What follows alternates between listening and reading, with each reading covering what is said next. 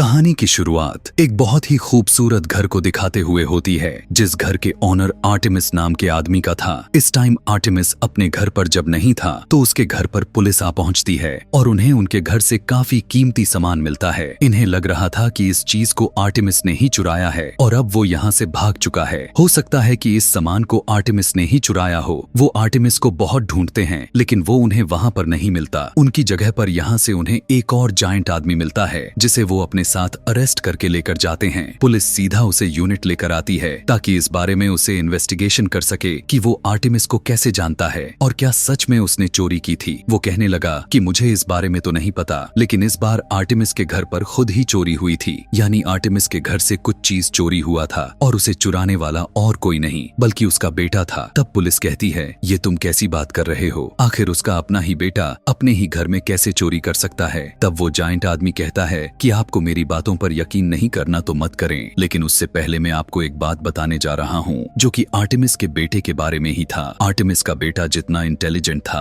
उतना ही बदतमीजी भी करता रहता था। स्कूल में भी वो सभी से लड़ाई करता रहता था, जबकि वो किसी की रिस्पेक्ट भी नहीं करता था। यहाँ तक कि प्रिंसिपल को वो अपना पैरों के धूल समझता था। इसीलिए सभी उससे काफी तंग आ चुके थे और उसकी ऐसी हरकतों से काफी हैरान भी थे। वे सभी उसे कुछ कह भी नहीं सकते थे क्योंकि वो स्कोर भी काफी अच्छा कर लेता था। आर्टेमिस का बेटा अगर किसी से अटैच था भी तो वो कोई और नहीं बल्कि अपने फादर आर्टेमिस से ही था। आर्टेमिस अपने बेटे को रोज स्टोरी सुनाया करता था जो कि ज्यादातर फेरिस टेल्स होती थी। आर्टेमिस के बेटे को भी उसमें काफी इंटरेस्ट था, लेकिन आर्टेमिस स्टोरी सुनाने के लिए बहुत ही कम ही फ्री रहा करता था। उसे जब भी टाइम मिलता था तो वो अपने बेटे को स्टोरी सुना दिया करता था, लेकिन एक दिन उसे अर्जेंटली कहीं जाना पड़ गया। वो अपने बेटे के रोकने पर भी नहीं रुक पाता और वो वहाँ से चला जाता है। सुबह में जब आर्टेमिस के बेटे की आंख खुला तो बाहर वो अपने बॉडीगार्ड को देख पाता है जो कि वो उनके घर के खास मेंबर में से एक था। यहाँ पर वो फोन पर किसी से बात कर रहा होता है कि आज आर्टेमिस वहाँ पर नहीं पहुँच पाएगा जहाँ के लिए वो निकला है। यह बात आर्टेमिस के बेटे को काफी अजीब लगती है। तब वो फौरन से न्यूज लगाकर देखने लग गया। न्यूज में भी यही आ रहा था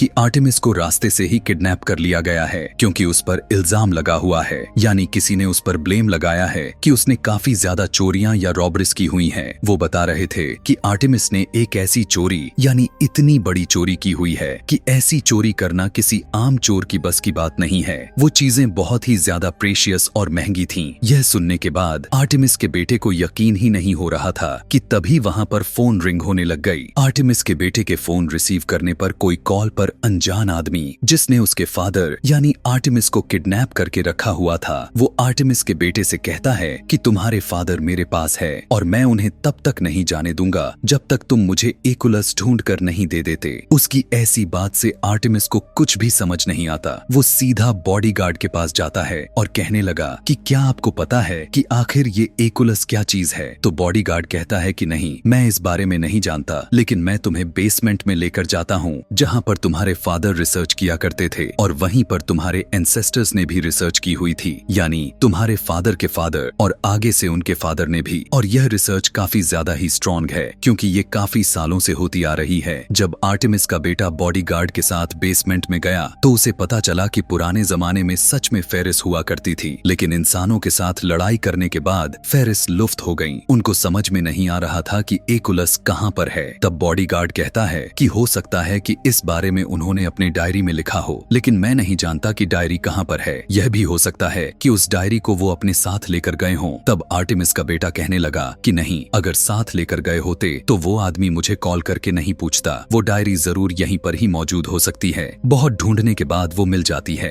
डायरी को पढ़ने पर आर्टेमिस के बेटे को पता चला कि एकुलस के बारे में साफ लिखा हुआ था। साथ में यह भी लिखा हुआ था कि अब हमें यकीन करना होगा, हो सकता है कि ये उन्होंने फेरिस के बारे में ही लिखा हो। अब यहीं से सीन को शिफ्ट करके एक ऐसी जगह को दिखाया जाता है जहाँ पर फेरिस रहा करती हैं। वो काफी आजादी के साथ उड़ रही होती हैं। ये पूरा जगह मैजिकल के साथ साथ काफी खूबसूरत दिखाई दे रही थी। वहीं पर हम एक लड़की को भी देख पाते हैं जिसका नाम होली शॉर्ट था। पता चला कि होली वहाँ की पुलिस हेड थी। वो उसी जायंट आदमी को अरेस्ट करके लेकर जाती है। यहीं पर यह भी बात पता चला था कि होली इस आदमी की दोस्त भी थी। वहीं पर हम एक और फेरी को देखते हैं जिसने हुड पहन रखा था। हमें यहाँ उसका फेस नहीं दिखाया जाता क्योंकि हुड वाली फेरी ने एक मेल फेरी को कैद करके रखा हुआ था।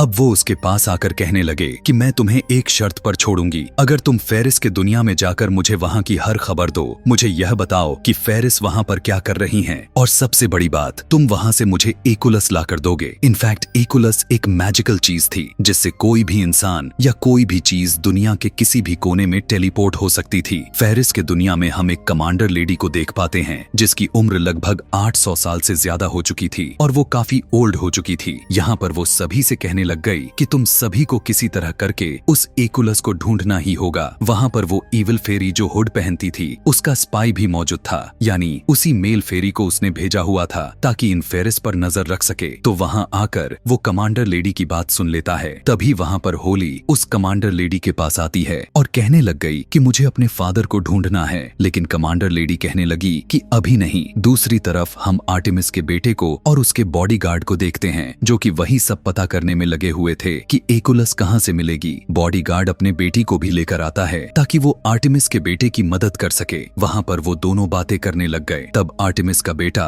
उस लड़की से कहने लगा कि मेरे फादर ने मुझे एक जगह के बारे में बताया हुआ था जहाँ पर कभी न कभी एक फेरिस जरूर आई हुई थी, इसीलिए अब हमें उस जगह को ही ढूंढना होगा। इधर हम देखते हैं कि कमांडर लेडी होली को उस जगह पर जाने की इजाजत दे देती है क्योंकि वहाँ पर जाने के लिए उसके अलावा कोई भी नहीं था। तभी वहाँ पर वो स्पाई फेरी आ जाता है और कमांडर लेडी से कहने लगा कि होली शॉर्ट आपसे जिद करके चली गई ना, उसके फादर ने भी आप सभी को धोखा दिया हुआ था और वो भी आपकी बात नहीं मानती। तब कमांडर कहने लगी कि ऐसी बात नहीं है, वो मेरी परमिशन से ही गई हुई है। दूसरी तरफ हम एक इवेंट को देख पाते हैं। ऐसा लग रहा था कि यहाँ पर किसी की शादी हो रहा है। सभी काफी मजे के साथ डांस कर रहे थे, लेकिन तभी वहाँ पर एक बड़ा सा जाइंट क्रिएचर आ टपकता है। यह देखकर होली शॉर्ट उससे लड़ने की कोशिश करती है, लेकिन वो उसे हरा नहीं पा रही थी। दूसरी तरफ फेरी की दुनिया में भी कमांडर लेडी यह सब कुछ देख पा रही थी। उस जाइंट को देखकर ये सभी अब उस जगह को पूरी तरह से फ्रिज कर देते हैं। ऐसा होते ही होली उन सभी लोगों पर मैजिक करती है, जिसके बाद उन्हें कुछ भी याद नहीं रहता कि आखिर यहाँ पर क्या हुआ था, और उस जाइंट क्रिएचर को अपने साथ लेकर जाती है। अब होली को जाना कहीं और भी था,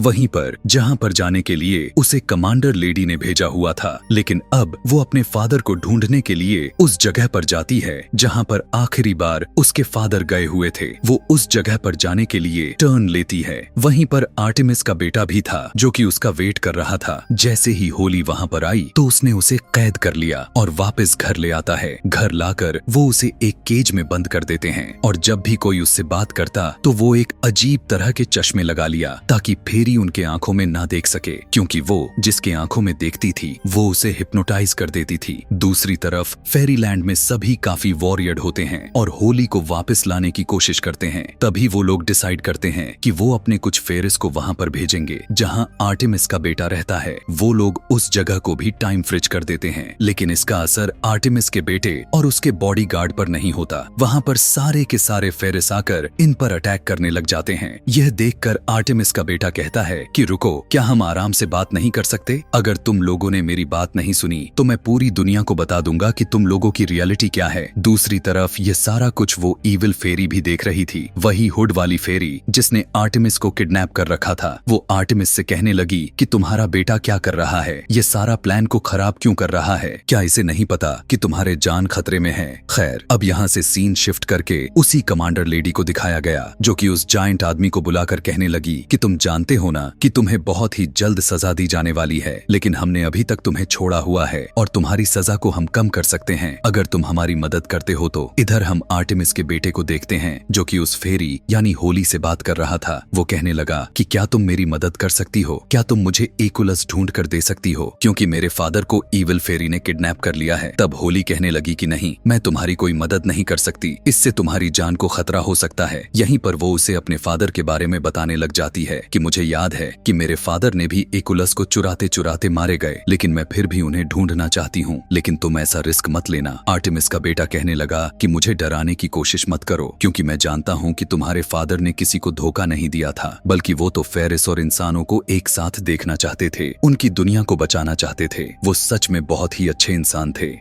यहाँ पर होली को उसकी बात काफी अच्छी लग जाती है और वो आर्टेमिस के बेटे से दोस्ती कर लेती है। उधर वो कमांडर लेडी उस जायंट को ऑर्डर्स दे चुकी थी कि तुम्हें आर्टेमिस के घर जाना होगा और वहाँ से एकुलस को ढूंढ कर लाना होगा, क्योंकि हो ना हो वो एकुलस वहीं पर मौजूद है। वो जायंट आदमी भी आर्टेमिस के घर पहुंच चुका था। वो जैसे ही लॉकर को खोल कर देखता है तो उसके सामने एकुलस मौजूद था, जिसे देखकर वो बहुत ही खुश हो जाता है। लेकिन तभी वहाँ पर आर्टेमिस के बेटे के साथ होली आ जाते हैं। लेकिन तब तक वो जायंट आदमी अपने आंख में लगे हुए लेंस से उस ईविल फेरी को सब कुछ दिखा चुका था। यह देखते हैं कि इधर ईविल फेरी अपने स्पाई से कहने लग गई कि फौरन उस जगह जाकर उसे मेरे पास लेकर आओ। अब स्पाई भी निकलकर उस कमांडर लेडी को अरेस्ट कर लेता है ताकि वो आगे से किसी को कमांड न कर सके। ये सभी अब अपने आर्मी के साथ वहाँ से निकल जाते हैं। उन्होंने उस मॉन्स्टर को भी आजाद करवा लिया था जिसको होली शॉट ने उस इवेंट से अपने साथ लेकर गई हुई थी। वो मॉन्स्टर अब इन पर अटैक करने लग जाता है, लेकिन अब वो जायंट आदमी जिसने एकुलस को देखा हुआ था वो आर्टेमिस के बेटे के साथ और होली शॉट के साथ मिलकर एक हो जाता है और उन पर अटैक करने लग गया। अब वो मॉन्स्टर एकुलस को पकड़ने ही वाला था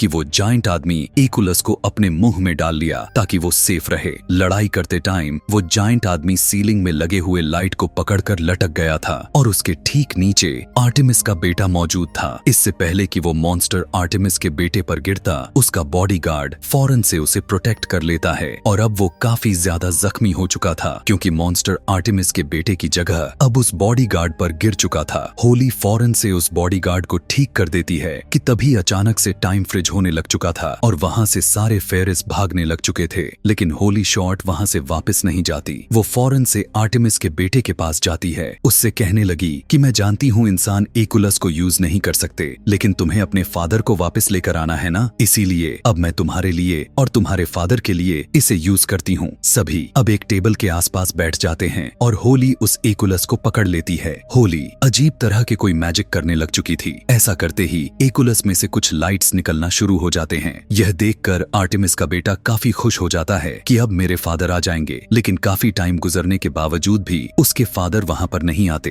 तब होली शॉट काफी उदास हो जाती है और आर्टेमिस के बेटे को कहने लगी कि सॉरी, मैंने अपनी तरफ से पूरी कोशिश की थी। तभी उसे अजीब तरह से आवाज आती है कि जैसे उसके बेसमेंट में उसके फादर हैं। वो भागकर बेसमेंट में जाता है और सच में उसके फादर वहाँ पर मौजूद थे। अपने फादर को देखकर वो अपने गले से लगा लेता है। यह सारा नजारा देखकर वो ईविल फेरी काफी जेलस हुए जा रही थी, क्योंकि जो काम वो नहीं कर सकी उसी काम को इन बच्चों ने कर दिखाया। अब आर्टेमिस का बेटा अपने फादर को बताने लग गया कि इसका नाम होली शॉट है और ये मेरी दोस्त है जो कि फेरीलैंड से आई हुई है। तब उसके फादर कहने लग गए कि हाँ, मैं इसे जानता हूँ, इसके फादर बहुत ही अच्छे इंसान थे। अब वो होली शॉट के पास जाकर कहने लगा कि तुम्हारे फादर बहुत ही अच्छे थे, उन्होंने बाकियों की जान बचाने के लिए यह सारा कुछ किया और उस एकुलस को मेरे हवाले कर दिया। उन्होंने कभी भी किसी को धोखा नहीं दिया हुआ था, बल्कि जिन लोगों ने धोखा दिया हुआ था उनके नाम मैं तुम्हें बताने जा रहा हूँ। वो उसे एक लिस्ट पकड़ाते हुए कहने लगे कि ये जाकर अपने कमांडर को दिखा देना, तुम लोगों को आसानी होगी। और होली शॉट ठीक ऐसा ही करती है और कमांडर एक एक करके सभी धोखेबाज लोगों को ढूंढना शुरू कर देती है। जमीन पर हम आर्टेमिस को देख पाते हैं जो कि अपने बेटे से कहने लगे कि अब मेरा दूसरा मिशन स्टार्ट हो चुका है जहां पर मैं जल्द ही जाने वाला हूं। तब उसका बेटा भी कहने लगा कि डैड, मैं भी आपके साथ ही आऊंगा। वो बाहर जाकर ईविल फेरी को कॉल कर देता है और कहने लगा कि तैयार रहना, क्योंकि मैं और मेरे डैड तुम्हें मारने के लिए आ रहे हैं। और वो दोनों अपने उस मिशन पर निकल जाते हैं। यहीं पर इस सीन को दिखाकर इस कहानी को खत्म कर दिया जाता है। ऐसे ही और भी मूवी एक्सप्लेनेशन वीडियोस देखने के लिए कमेंट में नेक्स्ट लिखना ना भूलें। Thanks for watching.